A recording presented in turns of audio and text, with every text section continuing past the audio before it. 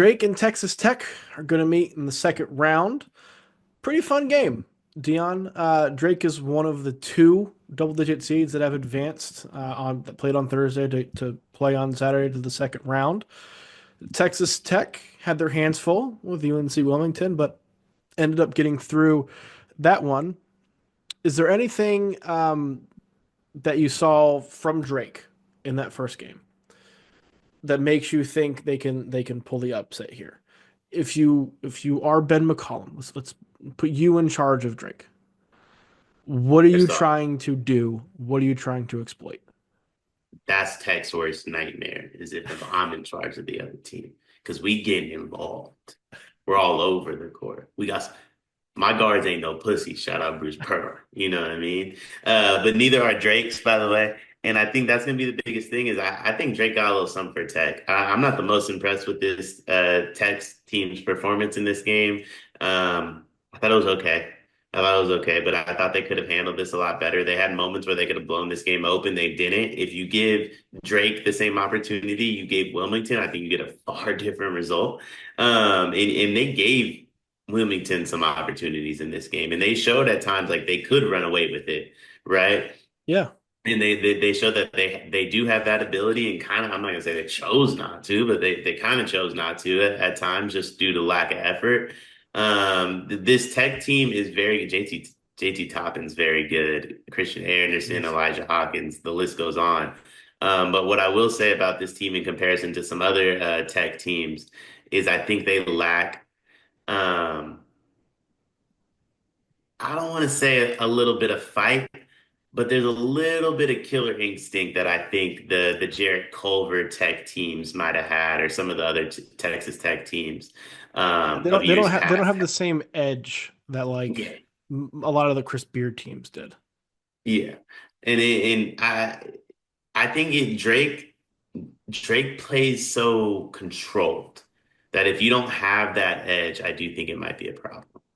Yeah, how much of a factor do you think pace is going to play in this? Because Drake wants to play slow. They have more possessions that last at least 20 seconds than anybody else in the country. Texas Tech isn't somebody who necessarily wants to run up and down the court like they're Auburn or Alabama or a team like that. But they want to push. They want to shoot a lot of threes, set a school record for 3-point attempts in the game against Wilmington. If Drake's able to slow them down the way they were able to slow down Missouri, to me, I think that's a huge key.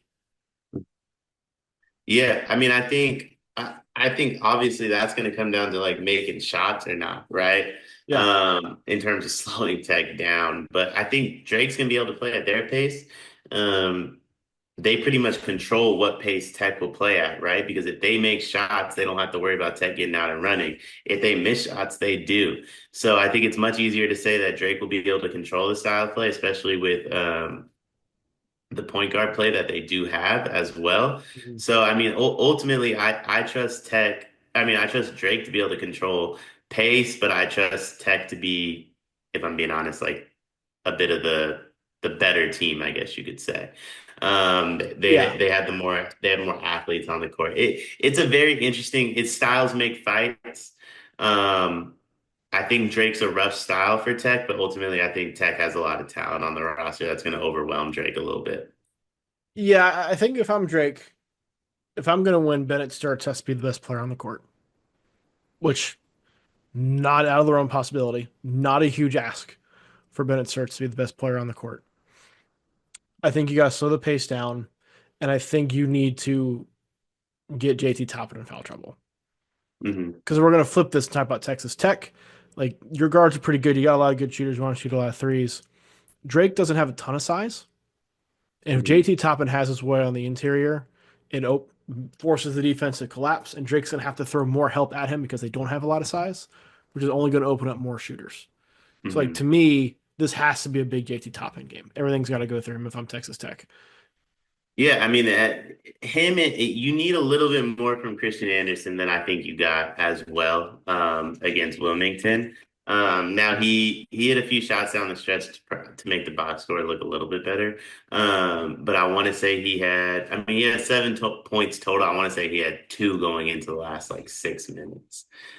Two of nine from the field, one of eight from three. As a team, they shot 13 of 46 from three. That it was ridiculous. There was even a point where they were up 12, and I actually want to say it was Christian Anderson actually, but it might have been Elijah Hawkins. One of them launched like a 3-on-1 fast break three.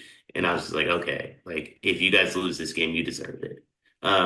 They played with their food a lot in this game, I felt like, and you can't do that against Drake.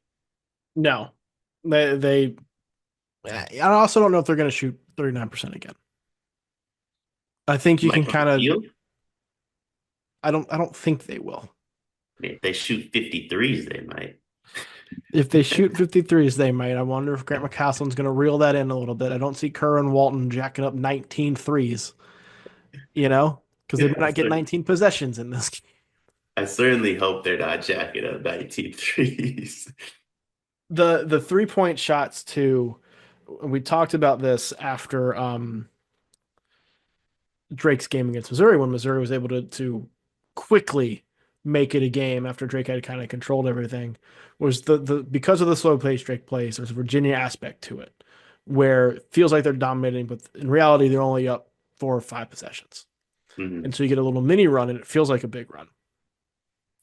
The way Texas Tech shoots it and the amount they shoot it, even if they're down a couple threes and you're right there. You know what I mean? Yeah. So I think it's either going to go the route of the Drake Missouri game, or I think there is a chance that Texas Tech, with their athleticism, with their better skill, and with their pace, runs Drake off the court. I think I agree with you. I don't think I want to though. Not because I want to disagree with you. I don't think I want to believe, given the performances we saw from both teams, that Drake will get blown off the court.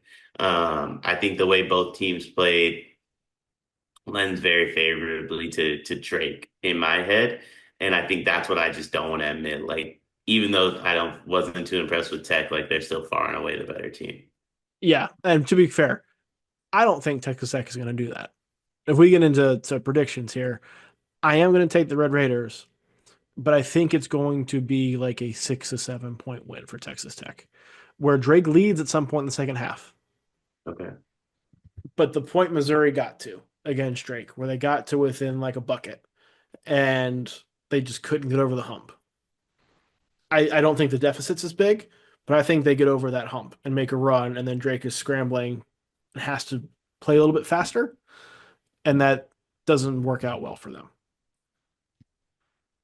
So like I'm gonna take Texas Tech. I'm gonna take Texas Tech by 7, let's say. I think I got Texas Tech by one possession game. Okay. I think Texas Tech wins by 2 or 3 points. So we're not feeling great about Texas Tech I have overall, Texas. but we have them winning. So I have Texas Tech in my Elite Eight. That's unchanged, just because I think Texas Tech's a matchup nightmare for St. John's. But I really do believe Texas, like I have Texas Tech in my Elite Eight based on matchup, not based on like if I truly believe they're an Elite Eight team. I think they Yeah. get smoked by Florida if they get that far. To be fair, everybody gets smoked by Florida. Not my Dukies, man. We will cross that bridge when we get there. But this game is going to be a lot of fun. Looking forward to watching it. We'll have a full recap on the channel afterwards. So make sure you like and subscribe. It is March, and that means that March Madness is upon us. And if you are looking for a place to play, Underdog Fantasy has you covered. Sign up and deposit using code SLEEPERS, that's code SLEEPERS, to receive up to $1,000 in bonus credit plus a free pick. Head over to Underdog Fantasy today and use promo code SLEEPERS to take advantage of this amazing offer.